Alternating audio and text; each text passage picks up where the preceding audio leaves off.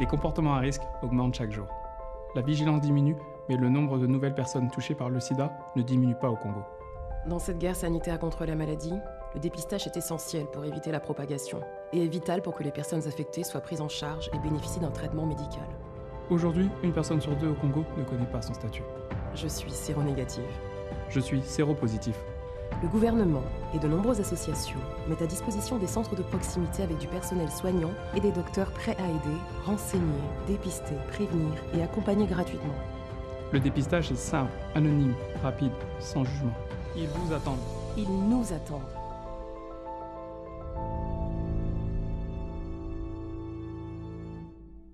Mesdames, Messieurs, bonjour. Bienvenue à votre émission Carrefour Santé. Aujourd'hui, nous revenons encore sur la vaccination contre la Covid-19. En effet, tous les spécialistes dans le domaine sont unanimes et ils insistent sur le fait que la vaccination a pour but principal de réduire les décès liés à la Covid-19 chez les personnes les plus à risque.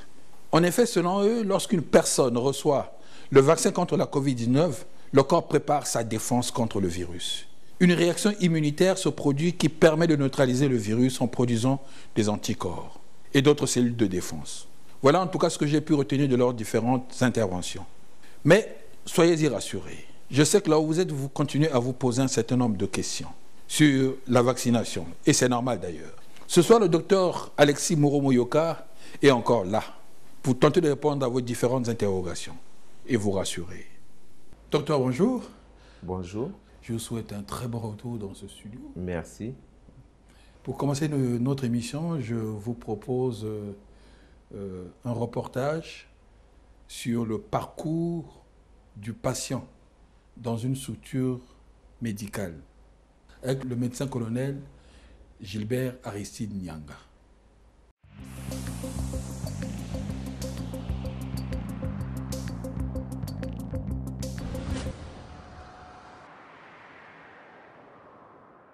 Là, nous sommes au site vaccinal de la clinique de la garde républicaine, dans la stratégie vaccinale au niveau national.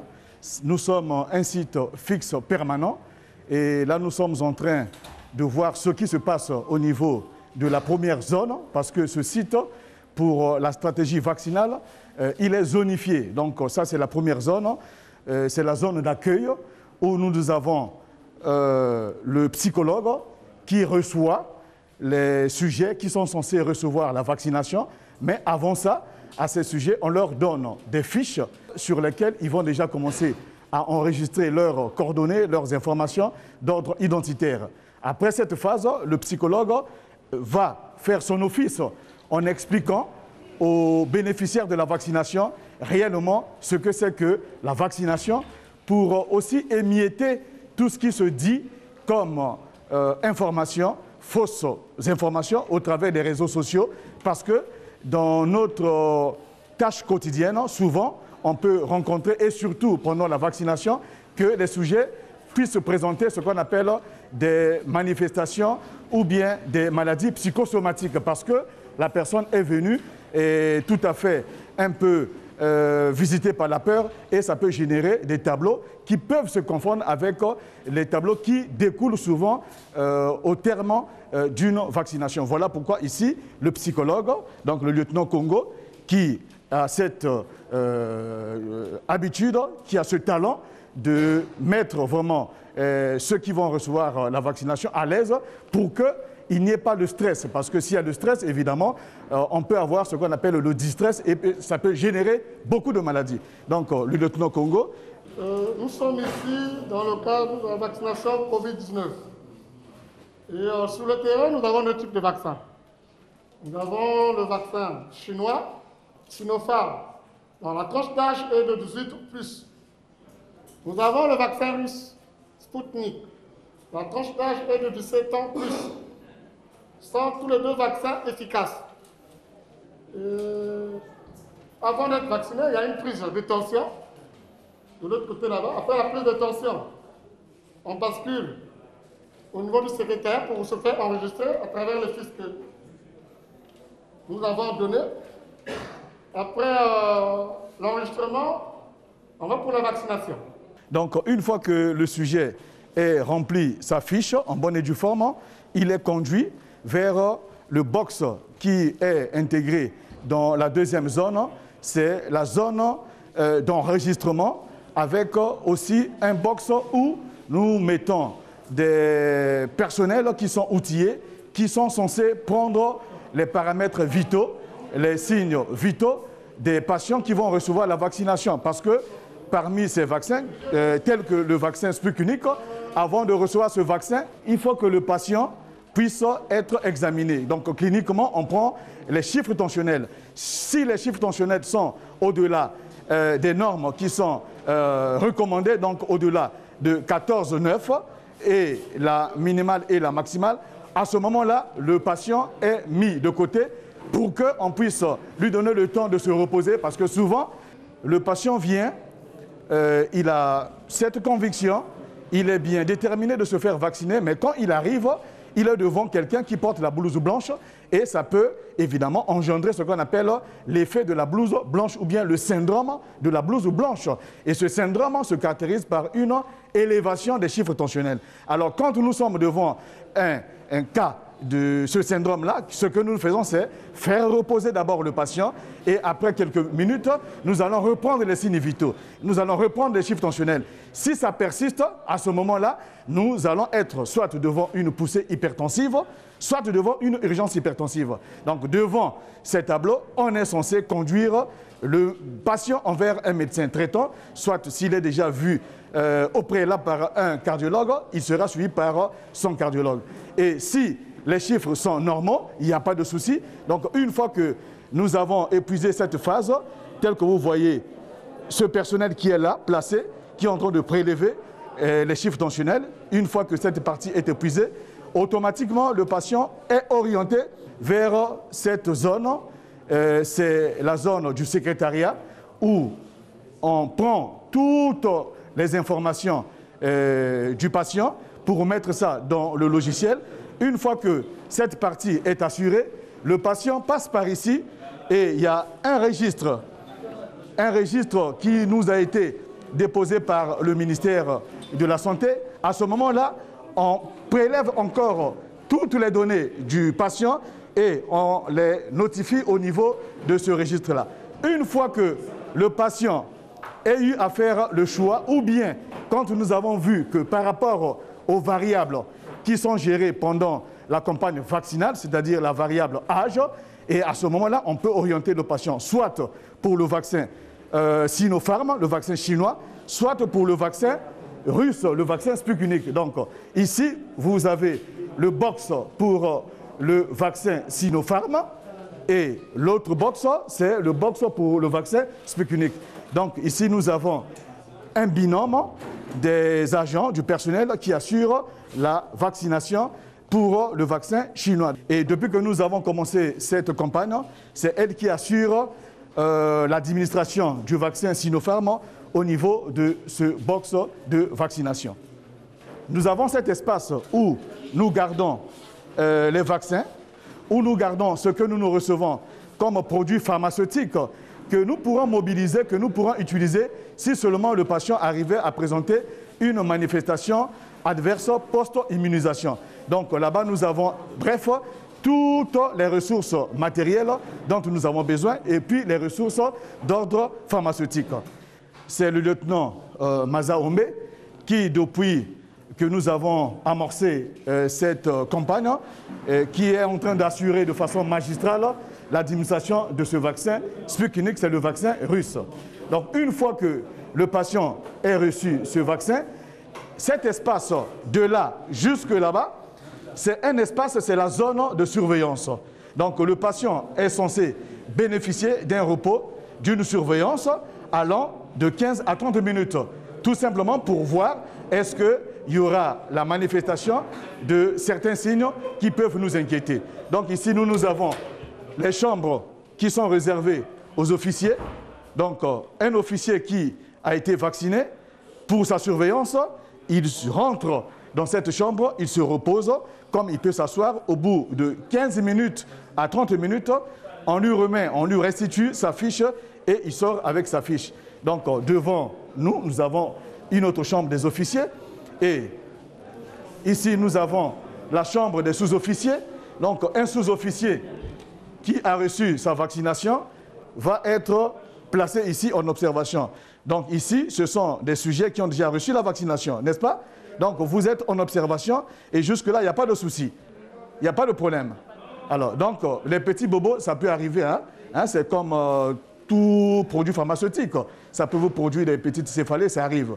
Donc ici, il y a un médecin qui est, on peut dire, à califourchon entre les boxes de vaccination et les zones de surveillance. C'est le médecin qui fait la notification des MAPI. Donc, c'est des superviseurs au même moment. Et une fois que le patient est épuisé cette phase, on l'a surveillé, il n'y a pas de souci. Alors, ici, nous avons une particularité. Nous respectons le sens de la marche en avant, qui est un principe qui est préconisé par les postulats d'ordre vaccinal. Donc, une fois que le patient est épuisé cette surveillance, il n'y a pas eu de souci, il n'y a pas eu de MAPI, il sort et de façon unidirectionnelle, il va maintenant accéder au deuxième secrétariat. Au deuxième secrétariat, il y a ce que nous appelons le secrétariat de sortie. Et là-bas, il y a une équipe qui est déjà formatée, outillée, qui donne avec beaucoup de gentillesse le coupon aux vaccinés pour que le vacciné puisse déjà avoir une idée sur la prochaine dose qu'il va recevoir, donc la deuxième dose. Donc on fixe le rendez-vous chronologique de la deuxième dose qu'il va recevoir du vaccin.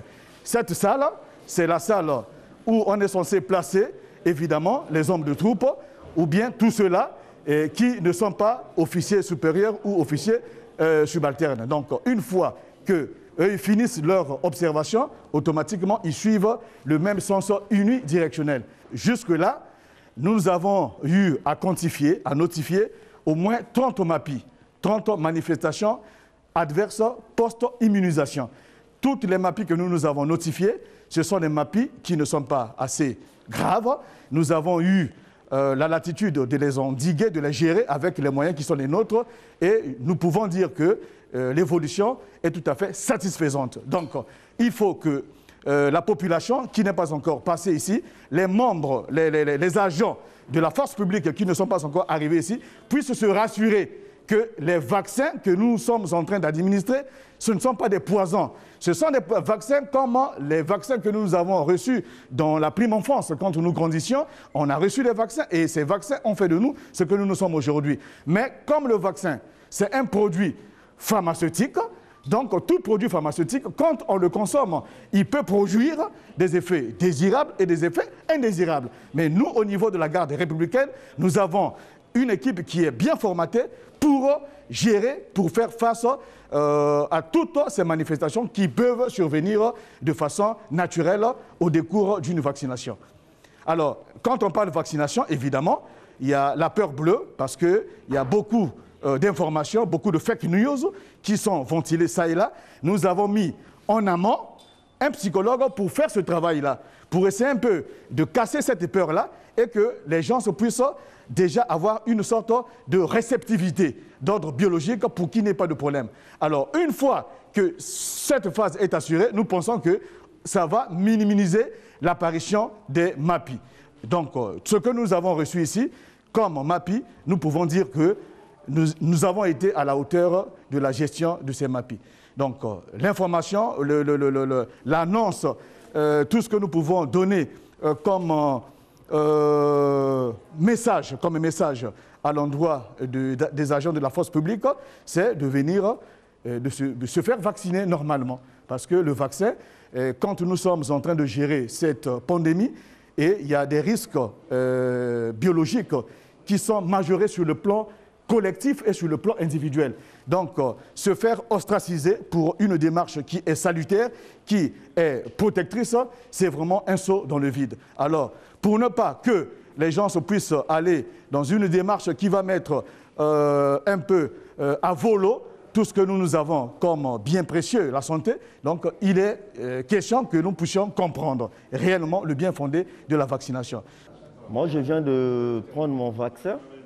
Tout ça s'est bien passé, ça ne fait pas mal, il n'y a pas de souci, je suis bien à l'aise. Je suis arrivé comme tout autre. J'invite tous ceux-là qui ont peur, qui sont en train de écouter les spéculations que les gens sont en train de dire ça et là, de venez massivement vous faire vacciner, c'est pour notre bien, c'est pour notre santé, il n'y a pas de souci, il n'y a pas quelque chose de grave ni d'amertume. Donc vous pouvez venir, faites comme moi, parce que nous sommes là, on est arrivé, on s'est fait vacciner, il n'y a pas de souci, il n'y a pas eu quelque chose de grave.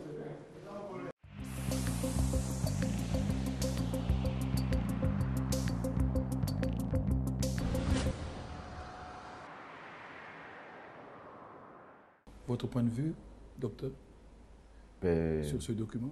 Merci donc de nous donner une fois de plus l'occasion de nous adresser aux téléspectateurs pour communiquer sur cette campagne de vaccination contre la COVID-19 que nous sommes en train de mener dans notre pays.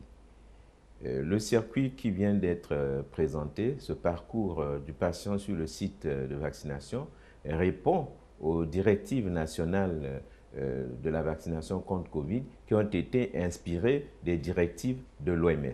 Vous savez qu'il s'agit d'une vaccination des adultes, donc nous devons aménager également l'espace de vaccination en tenant compte d'un certain nombre de critères, dont l'intimité des patients, mais aussi surtout le respect des mesures barrières qui demeurent de rigueur pour éviter la propagation de la maladie. C'est pourquoi ces sites ont été aménagés de sorte qu'il y ait une porte d'entrée qui n'est pas la même que la porte de sortie.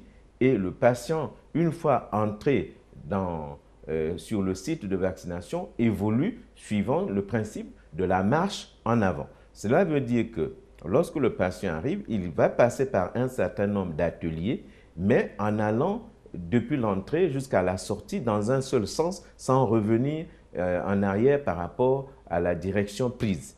Et donc, ces ateliers comportent l'enregistrement du patient, parce que nous devons maîtriser la gestion des données pour connaître combien de doses de vaccins ont été utilisées, combien de personnes ont été vaccinées.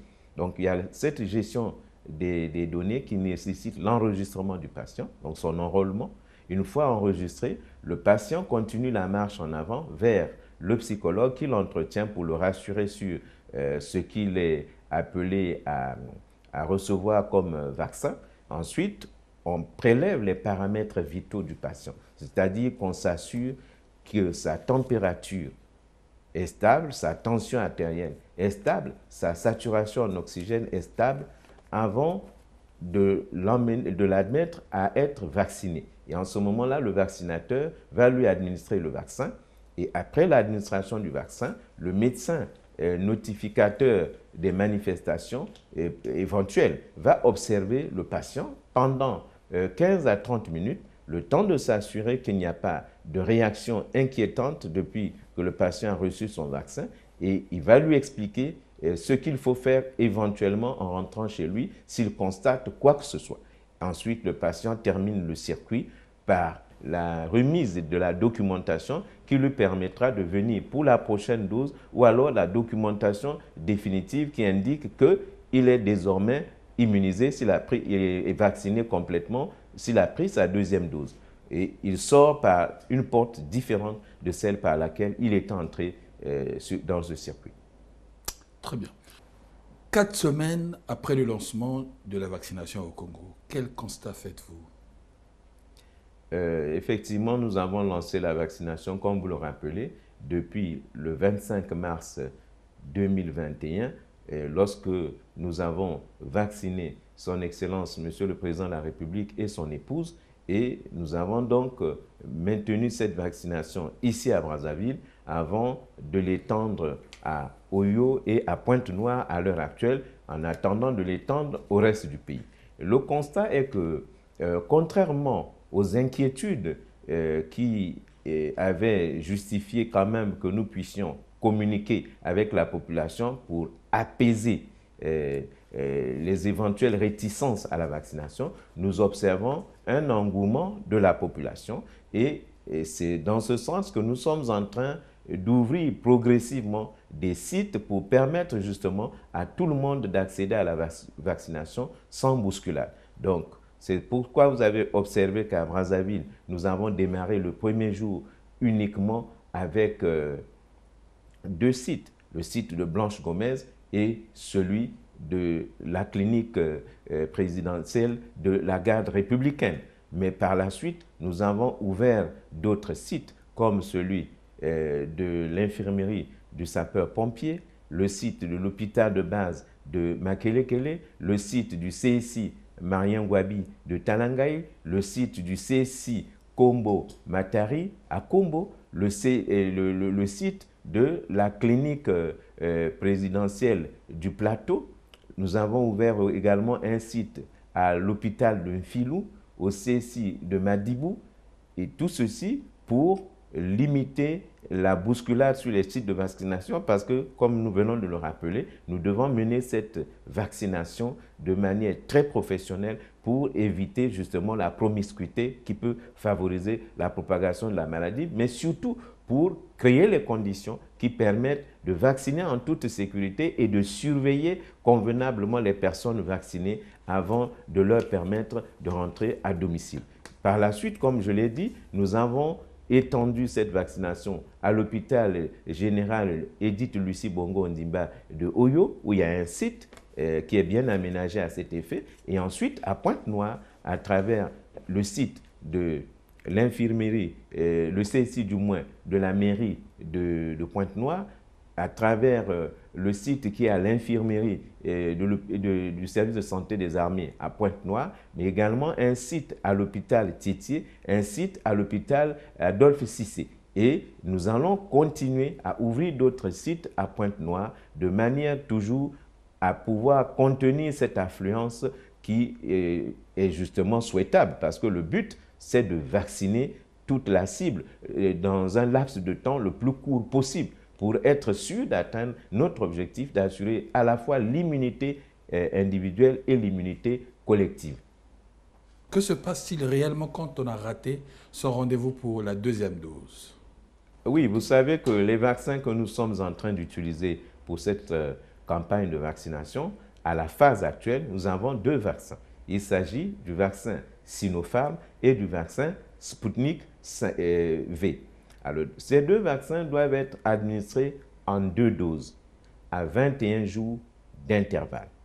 Et pour ces 2 vaccins, nous avons exclu les femmes enceintes, les femmes allaitantes d'un bébé de moins de 6 mois et les femmes qui ont l'intention de tomber enceintes dans les 3 mois à venir. Et donc, pourquoi? Parce que vous savez qu'en matière de vaccination, il y a le principe de la précaution. Lorsqu'il n'y a pas encore assez de recul, on ne prend pas le risque d'exposer, par exemple, le fœtus ou le nourrisson à un risque lié au fait que le vaccin qui a été administré à la mère puisse avoir d'éventuelles conséquences pour l'enfant. C'est un principe de précaution jusqu'à ce que le vaccin soit suffisamment administré dans le monde et qu'on ait suffisamment de recul pour peut-être envisager les choses autrement. Donc c'est un principe de précaution. Alors donc je disais, à part ces personnes, donc, nous avons des cas spécifiques qui peuvent faire l'objet d'une contre-indication. C'est pour cela que vous voyez que lorsque la personne arrive, on lui pose un certain nombre de questions, on contrôle ses paramètres vitaux. C'est parce qu'on peut toujours décider de reporter, par exemple, une vaccination parce qu'on estime que, selon l'entretien que le patient aura eu avec l'équipe de vaccination, on se rend compte que la personne n'est pas encore apte à recevoir le vaccin. Alors, donc, je disais qu'en ce qui concerne maintenant le rendez-vous, c'est 21 jours d'intervalle. Alors, nous devons nous conformer à la prescription de ces 21 jours. Parce que vous savez, le vaccin, il est administré en 2 temps parce que chaque phase a son rôle dans l'immunisation de la personne. J'ai pris souvent l'exemple, puisqu'il faut parfois être démonstratif pour mieux se faire comprendre. Ici au Congo, nous avons un aliment de base que nous consommons tous qui s'appelle le foufou. Pour préparer le foufou, il y a 2 phases. Il y a une première phase où il faut chauffer de l'eau pour que cette eau soit portée à ébullition. Et à partir du moment où l'eau a suffisamment bouilli, on estime qu'on peut passer à l'autre phase, c'est-à-dire celle de préparer le foufou. Si vous le faites avant, mais si l'eau n'est pas suffisamment bouillie, vous ne réussirez pas à faire ce foufou-là. Mais si vous avez également fini de bouillir l'eau et que vous avez une autre contrainte, vous étiez au téléphone par exemple et que l'eau a refroidi, si vous venez faire le foufou, cela ne marchera pas. Vous serez obligé, dans ces deux cas où vous n'avez pas pu agir dans les délais impartis, vous serez obligé de recommencer à zéro, c'est-à-dire de chauffer à nouveau cette eau et de respecter le délai pour pouvoir introduire la farine pour faire la pâte. Et ce n'est qu'à ce moment-là que vous aurez une pâte réussie. Voilà pourquoi la vaccination fonctionne un peu sur ce mode que je viens de donner en illustration. Il faut une première dose qui a son rôle dans la préparation de l'organisme pour pouvoir produire des anticorps qui vont protéger l'organisme pendant un temps déterminé. Donc, il faut que les 2 doses soient administrées et après l'administration de la 2e dose, la personne peut être protégée au bout de 15 jours. C'est-à-dire 15 jours après la 2e dose, ce n'est qu'en ce moment qu'on peut estimer que l'immunisation a été acquise et que la personne est protégée contre la maladie à Covid-19. Voilà à peu près ce que nous pouvons dire sur le respect des délais entre les 2 doses, pour ces 2 vaccins qui sont administrés en 2 doses. Je ne sais pas si vous regardez souvent les télés étrangères, docteur, mais certaines sociétés ou certains spécialistes préconisent même une 3e dose pour contrecarrer les variants. L'administration du vaccin en 2 doses répond à un autre impératif. Comme je l'ai dit, il y a d'abord une phase de production d'anticorps qui démarre après l'administration de la 1re dose. Et cette phase prépare une seconde phase qui va se produire à l'administration de la 2e dose pour produire maintenant de manière accélérée les anticorps qui vont atteindre un seuil suffisant pour protéger l'organisme, mais surtout qui pourront avoir suffisamment de mémoire pour protéger l'organisme pendant un temps qui est estimé actuellement à 2 voire 3 ans. Alors, la 3e dose ne peut pas avoir un lien direct avec ce que vous venez de dire. Le variant qu'on veut combattre, mais c'est dès le début qu'on sait qu'il y a un variant. Mais si on estime que le vaccin est toujours efficace, cela veut dire qu'il ne répondra qu'aux impératifs liés à cette nécessité de préparer l'organisme progressivement à la production d'anticorps à un seuil suffisamment élevé et avec une mémoire suffisante pour protéger l'organisme pendant un certain temps. Et par extraordinaire, il peut arriver qu'on reçoive un test positif quand on a été vacciné. Si on a été vacciné et que l'on n'est pas encore immunisé et que l'on contracte le coronavirus, effectivement, le test sera positif et va confirmer que la personne est contaminée. Voilà pourquoi nous insistons pour que, une fois que les efforts ont été faits par le gouvernement, et nous savons qu'actuellement, obtenir des vaccins n'est pas chose facile, vous suivez les médias comme nous tous. Et lorsque ces vaccins sont disponibles dans un pays et que l'activité de vaccination qui engage des coûts opérationnels se déroule, il faut que la population en prenne conscience et puisse se faire vacciner.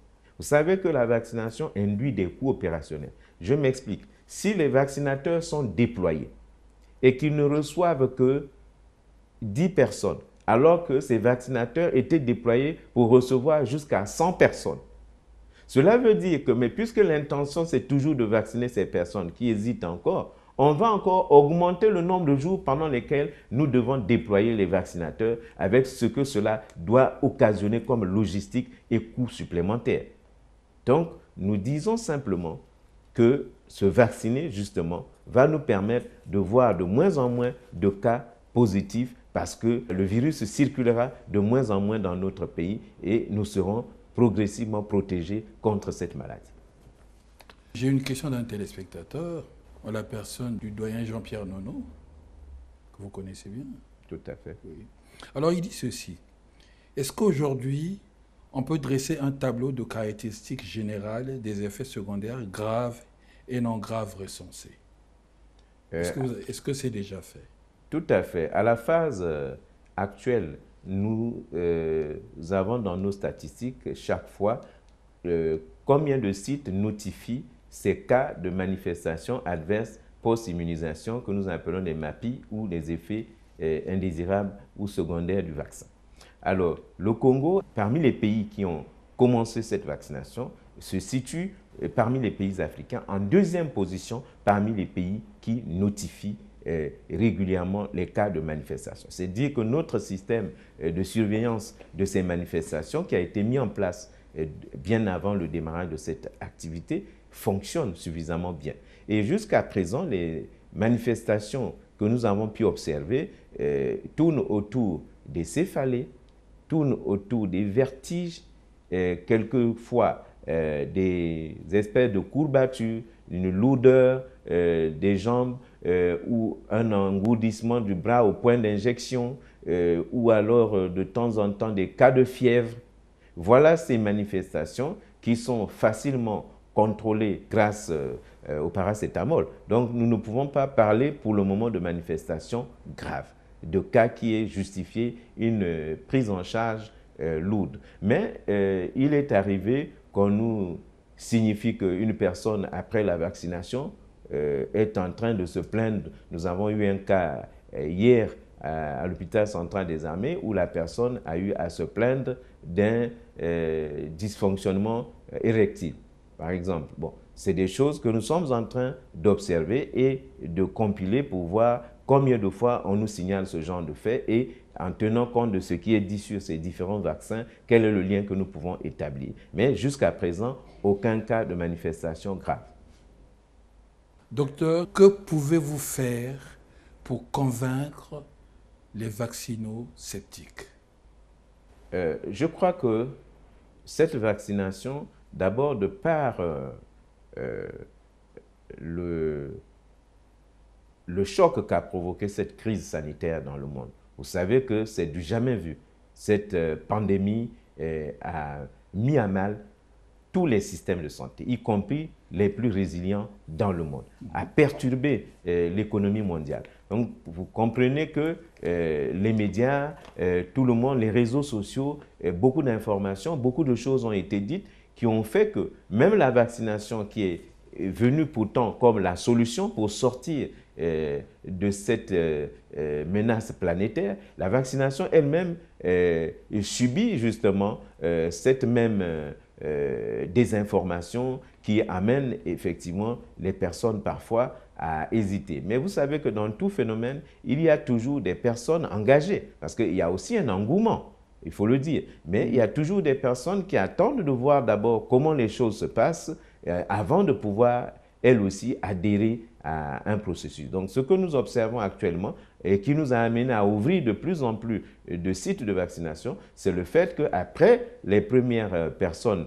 qui se sont engagées, les autres personnes commencent à suivre et nous ne pouvons que continuer à rassurer la population en leur montrant l'importance de cette intervention pour permettre à notre pays de se protéger efficacement contre cette maladie, mais nous devons aussi leur montrer qu'autour d'eux, beaucoup de gens se font vacciner, ils peuvent parler aux autres. Nous comptons sur les vaccinés pour convaincre ce que l'on considère comme les vaccinosceptiques. Parce que arrivera un moment où ceux qui ne se sont pas fait vacciner maintenant vont devoir attendre plus longtemps parce que les files d'attente vont s'imposer. Nous ne pouvons que respecter ce parcours du patient qui sécurise le patient sur le site.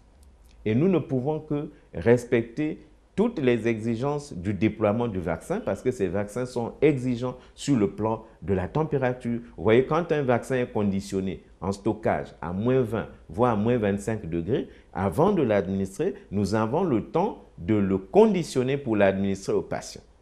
Et plus il y a du monde, plus le fait de devoir respecter les autres exigences de la vaccination peut faire que l'attente soit plus longue au fur et à mesure. Or, si les gens s'engagent progressivement dès à présent, nous aurons à les vacciner plus facilement et en peu de temps. Voilà pourquoi nous lançons toujours le message pour dire que les sites de vaccination sont ouverts là où les conditions déjà sont remplies et il faut qu'au fur et à mesure, les gens qui sont à Brazzaville doivent se faire vacciner pour permettre justement aux autres qui sont dans les autres départements au fur et à mesure de bénéficier eux aussi de la vaccination. Parce que tant que la vaccination n'est pas déployée, que les vaccins ne sont pas consommés, nous avons du mal à mobiliser des doses supplémentaires. Et tant que nous ne mobilisons pas des doses supplémentaires, nous ne pouvons pas couvrir toute notre cible. Donc il ne faudrait pas qu'il y ait d'un côté des personnes qui hésitent à se faire vacciner. Pendant ce temps, il y a d'autres qui s'impatientent pour pouvoir recevoir le même vaccin parce qu'on n'aura pas encore déployé de sites de vaccination du fait justement des conditions que nous devons remplir en amont et qui sont en quelque sorte déterminées aussi par le fait que la vaccination consomme le vaccin et que nous pouvons agir auprès de nos partenaires pour nous approvisionner régulièrement. Une question d'un internaute. Peut-on donner son sang quelques jours après avoir été vacciné? Alors, cette question répond certainement à un autre programme de santé qui est en lien avec le Centre national de transfusion sanguine. Mais ce que je peux dire, c'est que lorsqu'une personne arrive dans un centre de transfusion sanguine ou pour se faire prélever du sang parce que c'est un donneur, naturellement, un certain nombre de questions lui sont posées et nous n'aimerions pas empiéter dans le champ d'action de nos collègues de la transfusion sanguine. Mais jusqu'à présent, nous n'avons pas indiqué des prescriptions particulières par rapport à cela. Donc, la personne, même vaccinée, va se rendre, si c'est un donneur de sang, nous l'encourageons à continuer à rester donneur de sang, parce que s'il se vaccine, c'est justement parce qu'il tient à rester en bonne santé. Et selon les délais qui séparent du prochain vaccin ou après son immunisation complète par la vaccination, en allant sur le site pour donner son sang, toutes les questions lui seront posées. Et si on va différer le fait de donner le sang, cela dépendra des mesures qui sont prises par rapport à nos collègues du programme national de gestion des produits sanguins. Alors, docteur, votre dernier mot? Nous disons que la vaccination est lancée dans notre pays depuis le 25 mars 2021. À l'heure actuelle, selon les dernières statistiques, nous avons vacciné en bientôt un mois, nous avons vacciné actuellement 23 400 personnes, parmi lesquelles nous avons vacciné à peu près 16 700 hommes et 6 000 et quelques femmes. Parmi ces vaccinés, nous savons que il y a 1790 qui ont été vaccinés à Pointe-Noire et il y a 1803 qui ont été vaccinés à Oyo. Nous allons, dans les prochains jours, continuer à étendre cette vaccination à l'ensemble du pays. Et sur ces 23 400 personnes vaccinées, nous n'avons enregistré aucune complication majeure liée à cette vaccination. Et donc, nous rappelons que nos autorités, à commencer par son Excellence, Monsieur le Président de la République, ont eu à montrer l'exemple à la population en allant se faire vacciner et en expliquant à la population que c'est le seul moyen de se protéger contre la COVID-19. Donc, nous appelons tout le monde à se faire vacciner et nous disons également que ceux qui se sont déjà fait vacciner, cela ne suffit pas. Cela leur accorde l'immunité individuelle. Mais pour atteindre l'immunité collective, nous devons vacciner au minimum 60% de notre population. Donc ceux qui se sont déjà fait vacciner, c'est une bonne chose, mais ont également intérêt à demander à leur entourage, à convaincre leur entourage, à rassurer tout le monde autour d'eux qu'ils se sont fait vacciner et que la vaccination ne pose aucun problème. Je suis sur ce plateau, j'ai reçu ma première dose de vaccin depuis le mois de mars et j'ai reçu ma deuxième dose de vaccin il y a une semaine et je suis là en bonne santé devant vous. Je n'ai manifesté aucun symptôme quelconque, sauf à un moment donné, oui, juste une douleur au point d'injection quelques jours après. Bien après, je me suis rappelé en me couchant sur cette partie, ah tiens, qu'est-ce que j'ai? Ah non, je m'étais fait vacciner. Mais sinon, pour le reste, j'ai reçu mes 2 doses de vaccin sans problème. Et je pense que ceux qui se sont vaccinés, les 23 400 personnes déjà vaccinées, doivent témoigner auprès de leur entourage du fait que la vaccination, c'est la solution contre cette maladie à Covid-19. Sur ces images, ce n'est pas moi, c'est mon jumeau. Enfin, c'était mon jumeau, mon frère Charlie. Il nous a quittés il y a 2 ans déjà. Je me souviens, on nous parlait parfois de contamination par le sang suite à l'échange de seringues. Mais qui aurait pu penser que Charlie trouve la mort chez le coiffeur? Ce jour-là, une coupe impeccable, oui. Du style, beaucoup. Mais surtout un rasoir souillé par le sang d'un client contaminé. Des négligences, une lame non changée. Les premiers symptômes du VIH sont très vite arrivés. Alors, il est important d'exiger du matériel stérile et à usage unique. Toujours, tout le temps. Il ne faut pas avoir peur d'être exigeant pour la santé de tous.